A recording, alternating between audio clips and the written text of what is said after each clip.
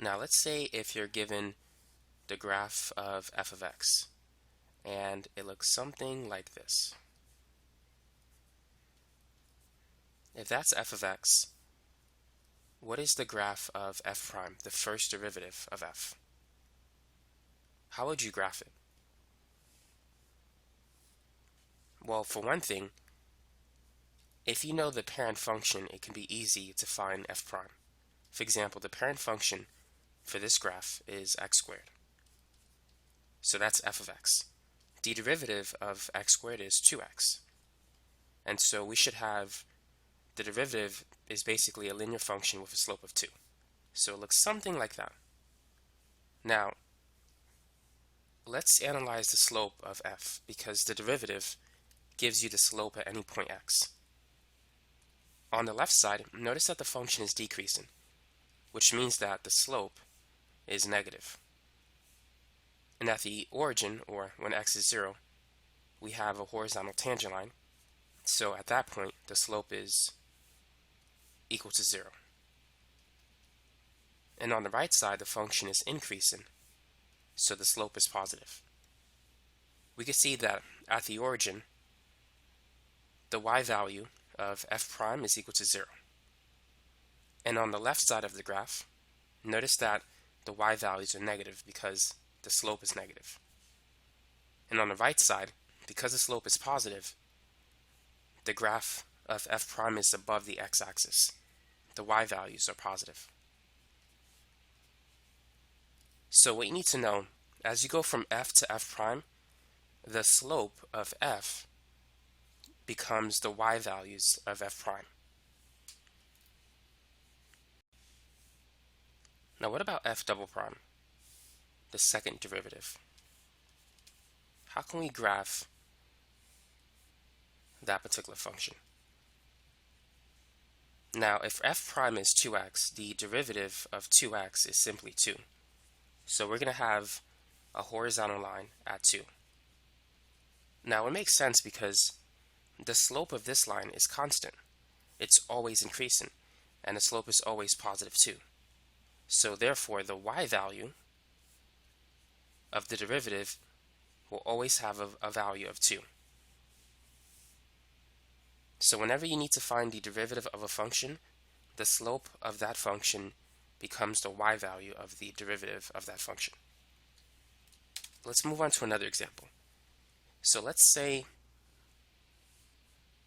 if f of x is this particular function.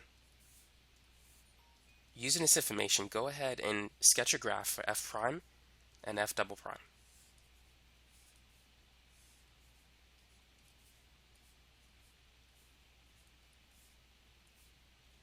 So just by looking at it, we know that the parent function is negative x squared because it's a parabola that opens in the downward direction. So therefore f prime must be negative 2x, which looks something like this. And f double prime is equal to negative 2. So we have a horizontal line that has a y value of negative 2. Now let's analyze the slope of f of x. On the left side, the function is increasing, which tells us that the slope is positive. Therefore, for the derivative, that portion of the function has to be above the x-axis, so that the y value is positive at that region. Now, at 0, we have a horizontal tangent line, which means the slope is 0. So at that point, the y value has to be 0, which means that it must be passing through the x-axis. Now on the right side, the function is decreasing, which means that the slope is negative. So on the right side for f prime, the function has to be below the x-axis. The y values have to be negative.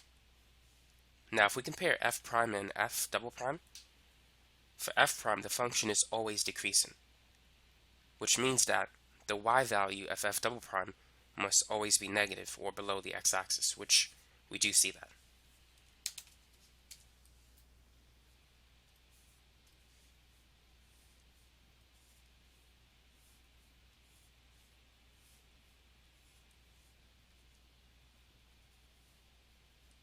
So given the graph of f of x, go ahead and sketch the derivative of that function.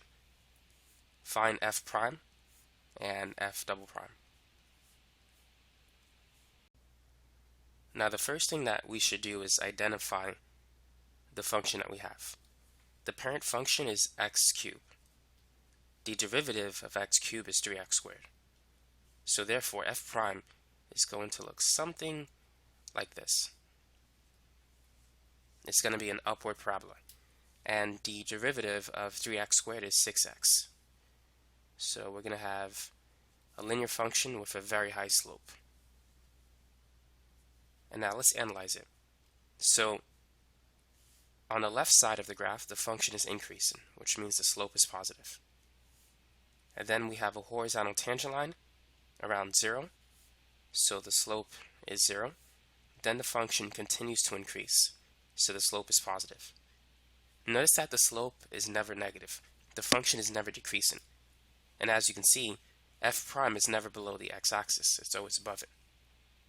Now notice that anytime you have a horizontal tangent line where the slope is 0, the derivative of the function will have a y value of 0. It's going to touch the x-axis. So basically that's going to be your x-intercept. Now if we consider f double prime, f prime is decreasing on the left side, the slope is negative, and it's increasing on the right side, the slope is positive. So as we can see on the left, the function is below the x-axis because the slope is negative. On the right side, the function is above the x-axis because f prime is increasing, the slope is positive.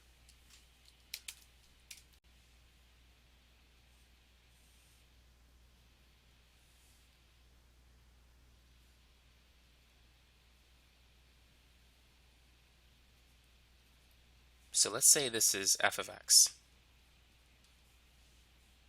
How would you sketch the graph of f prime of x? This time we don't know what the parent function is. Now let's assign values to this. Let's say the maximum is at -1 and the function becomes horizontal at -2. Let's say it passes through the origin, and at +1 it has a minimum. At 2 it touches the x-axis, and at 3 it's horizontal.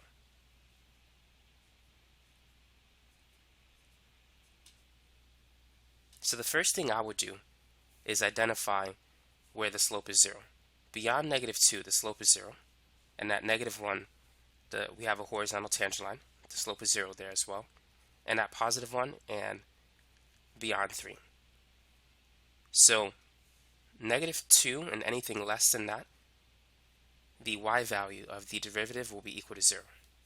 At -1 it should be 0 again, and at 1 it's going to be 0, and beyond 3 it's going to be 0 again. So keep in mind this is just a rough sketch. Now notice that the function is increasing between -2 and 1, which means the slope is positive. And then beyond -1 to 1, the function is decreasing, so the slope is negative. But let's focus on -2 to 1, which is in this region. So it goes from 0 to positive back to 0. So it's going to go up and back down.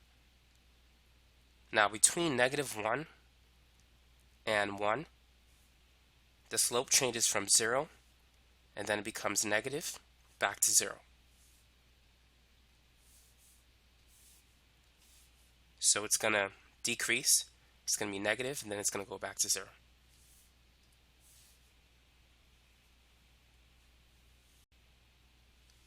Now between 1 and 3, the slope changes from 0, and then the function is increasing, so the slope is going to be positive, and then it's going to be 0 again.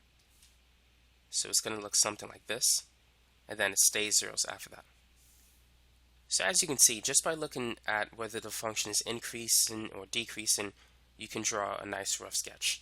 But it helps if you identify where the slope is 0 and plot the x-intercepts first, and then you can graph it. So let's try another example. Let's say if this is our function.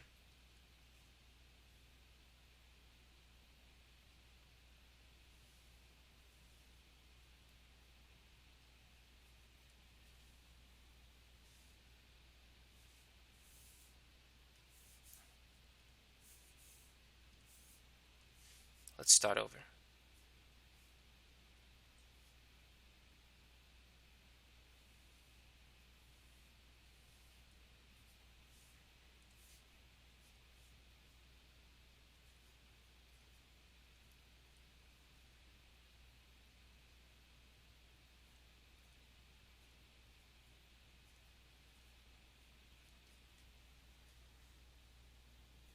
So if this is f of x, what is f prime of x?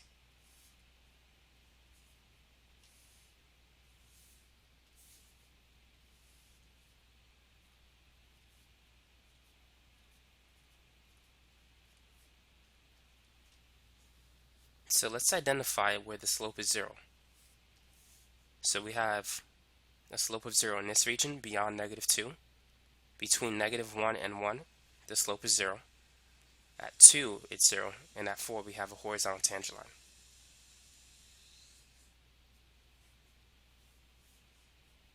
So beyond -2, the y value will be 0. Between -1 and 1, it will be 0.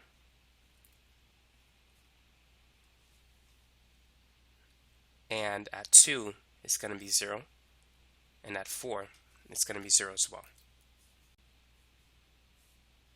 Now, between -2 and -1, the function is increasing, but at a constant rate, which means the slope is constant. It's going to be a straight line.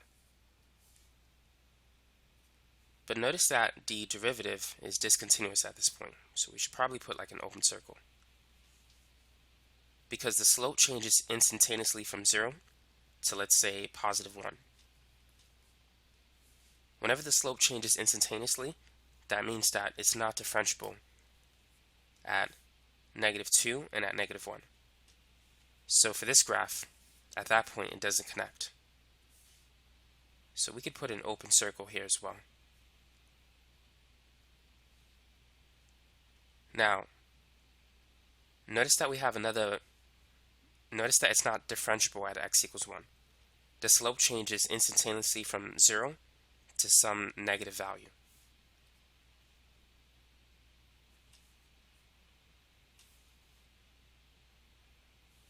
So how can we graph that? How can we show what's happening here?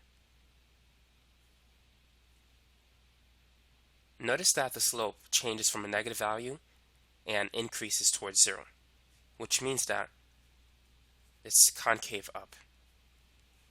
So therefore, we should start at a very high negative value, and it's going to increase towards 0. After that, the function continues to increase. The slope is positive, so it's going to be above the x-axis at 3, and then at 4, it's going to be back at 0. And then after that, the function continues to decrease with a negative slope. So this is going to decrease as well. So this is a rough sketch of our graph. So we have a lot of points of discontinuity because it's not differentiable at -2, -1, or at 1.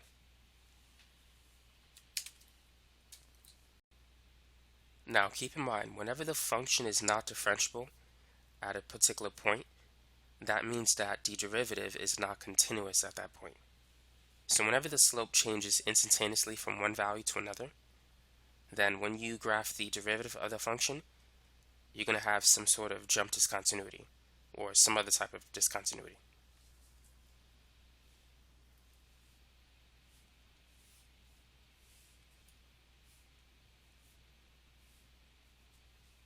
Now let's say if this is the function f of x, which looks like the absolute value of x. How would you sketch the derivative for this function? Let's not worry about the second derivative. The absolute value of x can be broken down into two functions, positive x and negative x. On the left side, the slope is -1.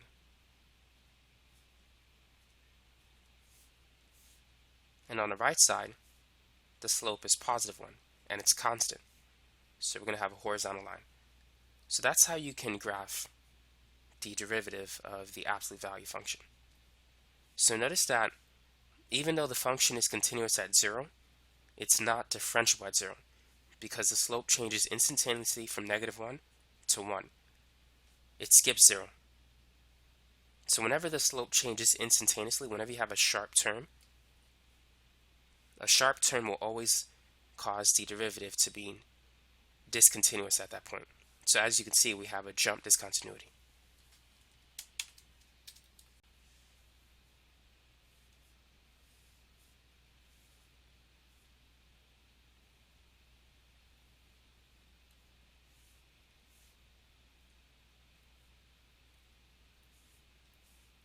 Now, given the graph of f of x, go ahead and sketch f prime of x.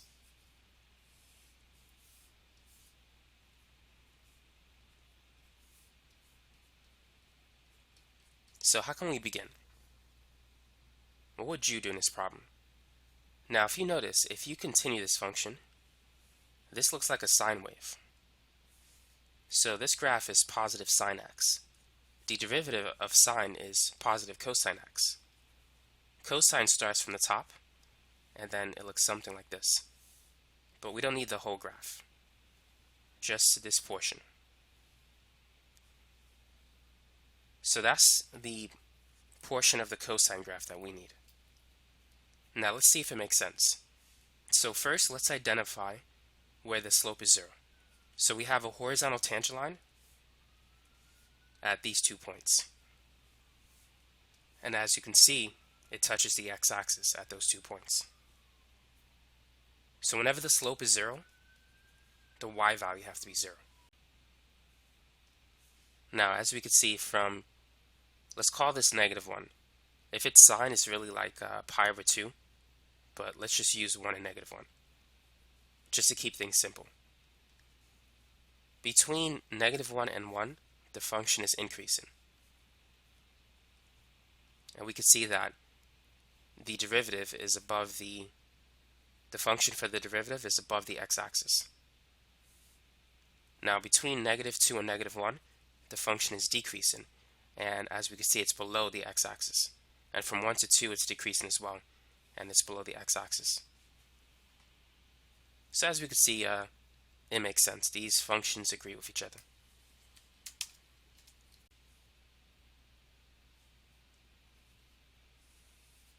Consider this function.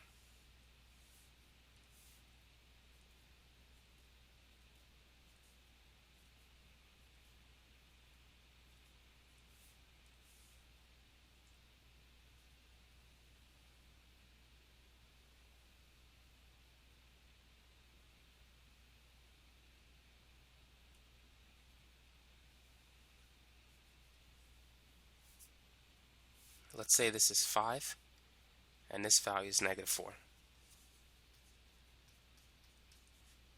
Now sometimes you might be given the graph of f of x, and you may have to answer questions like, when is the function increasing? When is it decreasing? What are the critical points? What is the relative extrema? What is where's the inflection points? What are the intervals where the function is concave up and when it's concave down? So let's work on that stuff. So first, when is the function increasing? Write the intervals when the function is increasing. So the function is increasing from -2 to 1. It's going up. And it's increasing from 3 to infinity. That's when it's going up. So we can say, starting from -2 to 1, union 3 to infinity. Now what about when the function is decreasing?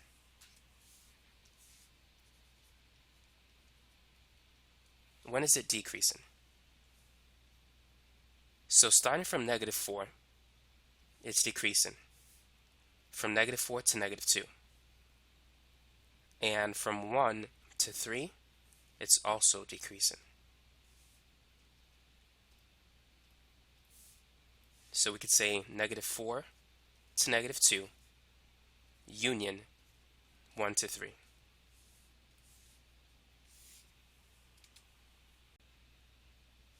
Now, at what x values do we have a horizontal tangent line? So basically, what are the critical points of the function? The critical points occur at -2, at 1,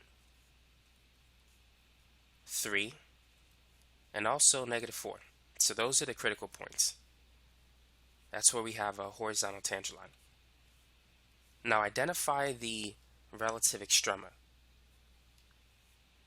So we have a relative max at 1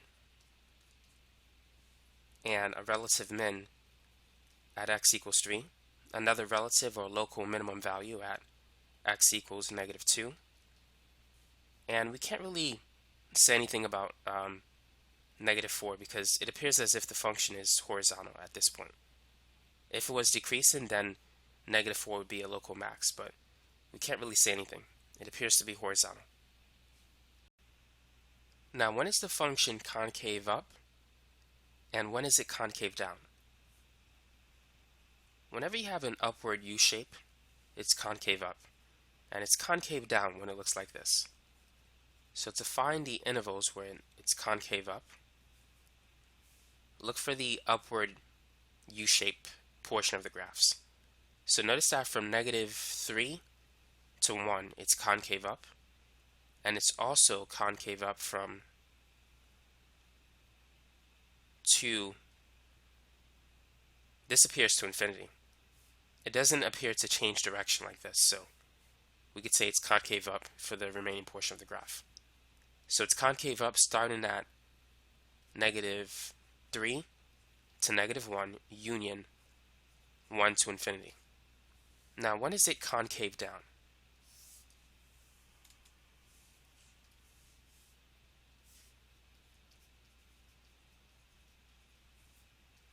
So notice that in this region, it's concave down. Let me use a different color. We have this portion of the graph. Here it's concave down as well. So we could say starting from -4 to -3, it's concave down. And also from -1 to 1, it's concave down. Now, where are the inflection points? The inflection points occur whenever the concavity changes. So notice that the concavity changes at this point, here, and here as well. So the inflection points occur at x values of -3, -1, and 2. Whenever the concavity changes direction, it's an inflection point. So that's it for this particular function. Now let's say if we're given the graph of f prime instead of f. And let's say it looks something like this.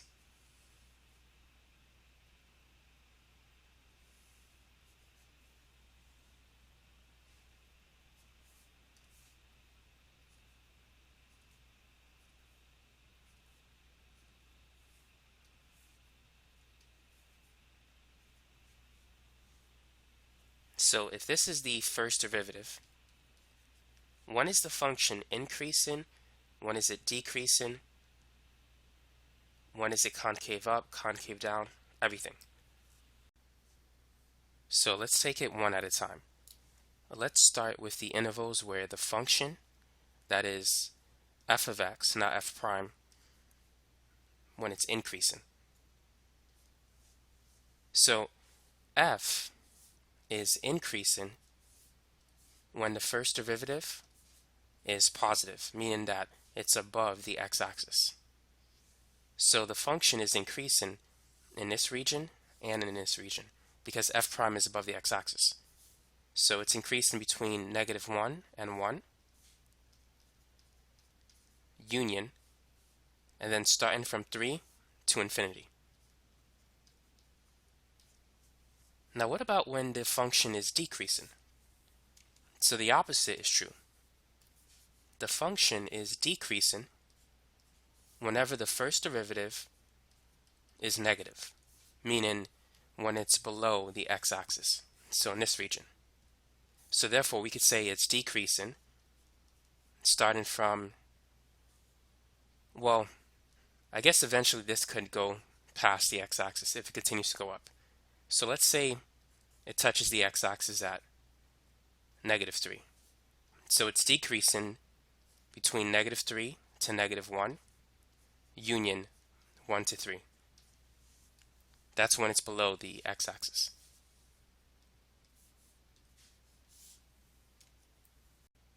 Now, since we've extended the graph, we may have to adjust our answer for when the function is increasing, because it's increasing in this region.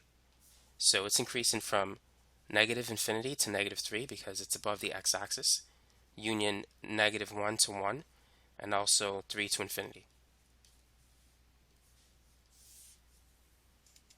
So now how can we determine the critical points of the function? So the critical points for f is whenever the first derivative is equal to 0. And since we have the graph of f prime, the first derivative is 0 whenever it touches the x-axis. So the critical points are x equals -3, -1, 1, and 3. Now what about the relative max and the relative min? So let's analyze the relative max first. In the graph of f, this is the shape of the relative max. The slope changes from positive to negative. Now a relative minimum looks like this. The slope changes from negative to positive.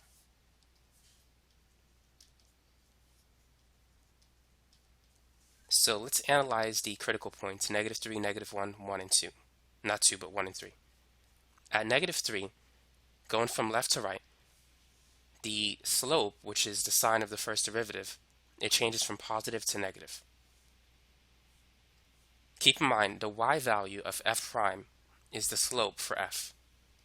So if the y value changes from positive to negative, the slope of the function f changes from positive to negative, which means that -3 is the maximum. Now what about -1? Do we have a max or a min? At -1, the y value of f prime changes from negative to positive, which means that the slope of the original function f changes from negative to positive, so we have a minimum. At 1, f prime changes from positive to negative. That's the y value of f prime, so therefore we have a max. And at 3, the y value of f prime changes from negative to positive, which indicates that's a min.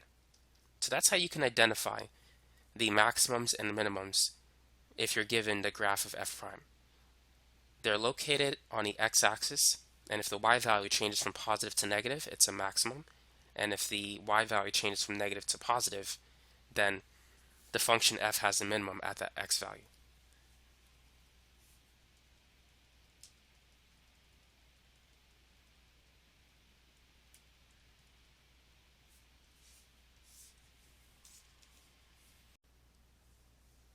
Now, what about the concavity?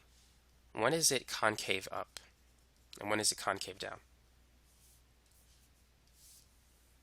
The function is concave up when the second derivative is positive.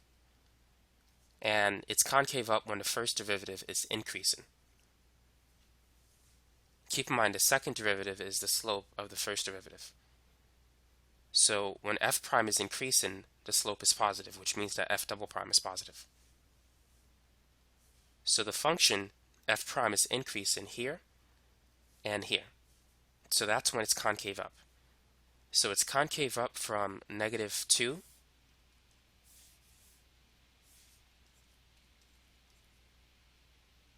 to 0, that's when it's increasing, and it's also concave up from 2 to infinity. Now, when is it concave down? It's concave down when f prime is decreasing in value. So it's concave down from negative infinity to negative 2, union 0 to 2. Now the last thing that we need to do is find the inflection points.